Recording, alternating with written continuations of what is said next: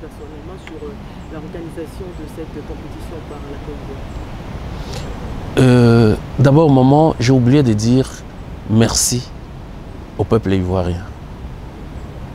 Et même quand vous vous promenez, ils voient en vous que vous êtes Congolais de Kinshasa, ils s'approchent de vous. D'abord, le premier mis en commun entre eux et nous, d'après eux, c'est la musique. Les gros aiment la musique congolaise. C'est notre dénominateur commun. Voilà, ils vous citent quelques noms, Fally Ipupa, Werrason, Jubin Piana, Kofi Olomide. Ils vous citent ça. Ils vous chantent en lingala. J'ai été assisté à un karaoké de l'autre côté là, mais j'étais à Kinshasa. Quelqu'un me dit, mais non, mais mon frère, vous êtes de là, faites-nous honneur, dansez un peu. Et pour eux, la malchance, ils mettent un peu de zaïko et puis voilà. Alors là, c'était Kinshasa. Bon, c'est pour dire que c'est un peuple accueillant. Nous nous sentons chez nous. Et vous le remarquez même au niveau des stades. Hein? Donc le gros des supporters, surtout quand nous étions au Koro, tous les stades étaient pour nous, pour la République démocratique du Congo. Et hier aussi, bon, bien sûr, il y a un sang musulman aussi quelquefois, donc qui se disent par exemple, non, je chavire un peu, je me balance de l'autre côté, mais quand ils vont entendre les chants de l'autre côté, parce qu'eux disent ici que le lingala est la meilleure langue du monde, ils le disent. Donc c'est un peuple très accueillant et doublé à cela l'organisation. Vous savez, je n'exagère pas, je suis dans les tribunes, ici, que ce soit ici ou à Korogo, donc à San Pedro ou à Korogo.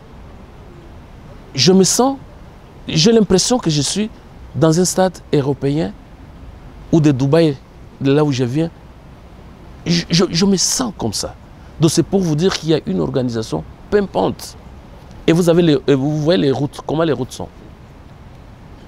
Ils vous disent non, les routes, oui c'est vrai, ont été renouvelées par rapport à la CAN, mais c'est un patrimoine, c'est un investissement durable qui reste. Et je me joins à notre secrétaire général de la CAF, par exemple, qui a fait un spot là avant même la CAN, parce que la CAF s'est mutée, la CAF était ici, s'est muée ici. Il a dit c'est une CAN extraordinaire. Et c'est vrai. Les réussites sont là, quoique jusque-là, l'organisation, pour que les gens accèdent à des billets ou entrent pour combler les stades, il n'y a pas. Mais vous voyez quand même dans chaque stade, il y a des statistiques qu'ils donnent. À un moment donné, ils donnent les statistiques. Et quand ils donnent ces statistiques-là, c'est pour dire que non, c'est un record. Et aussi, dans l'organisation, nous devons accepter aussi que l'arbitrage également a de moins en moins de déchets. Appréciation sur le niveau des équipes qui ont pris part à cette compétition. Bon, Maman Belinda, vous devez savoir que le gros de nos équipes ont des staffs techniques étrangers. Nous prenons notre exemple, la République démocratique du Congo. Le gros de nos joueurs viennent de là. Donc nous avons la France, la Belgique et puis tout. Le staff technique vient de là. Donc c'est le football imprimé en Occident par le club, au travers le club, qui sont d'une façon ou d'une autre exportés vers les équipes nationales. Et du coup, vous sentez qu'à chaque CAN, le niveau du football ne fait qu'accroître. Ça, c'est vraiment important. Et l'unique pays qui a fait le blanc n'a pas aimé, vous avez vu la Zambie, telle que la Zambie a joué contre le Congo. Mais après, la Zambie a changé. Donc, ils vous donnent l'impression de défendre tous et d'attaquer tous. Ça, c'est un football légèrement dépassé, mais sinon, nous sommes sur un axe, sur des axes ou sur des engrenages du football occidental. Et il n'y a pas beaucoup de différence, en fait, entre... dire qu'il n'y a plus de petites nations de football. Ça n'existe plus.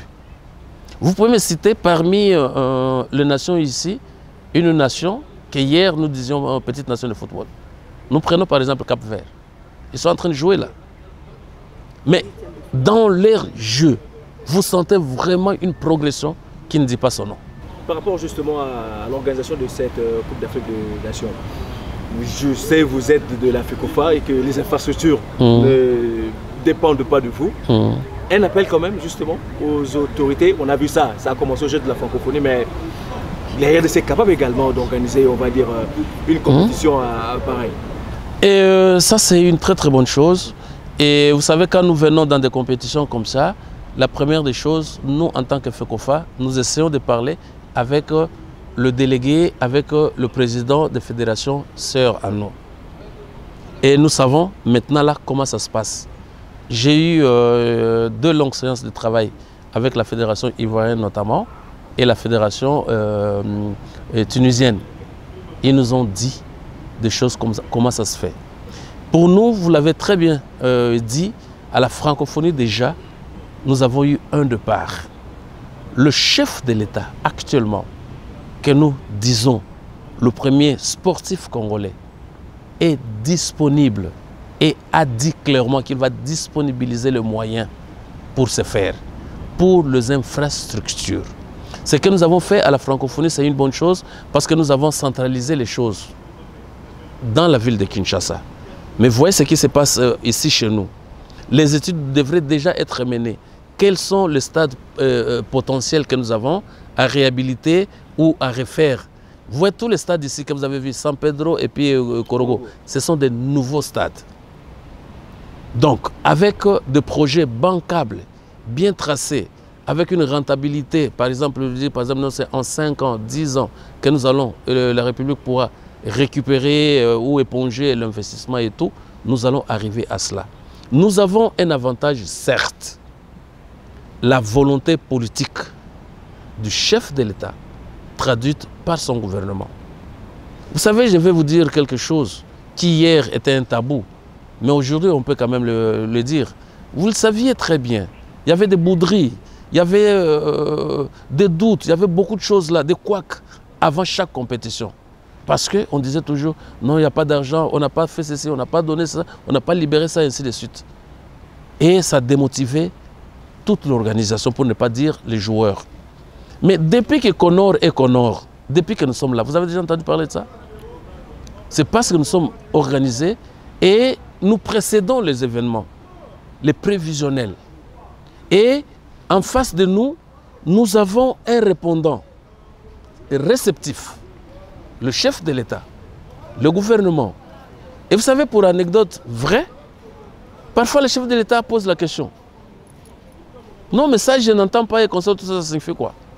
Soit il pose au ministre, ou il pose à la fédération, il pose la question, il a des réponses.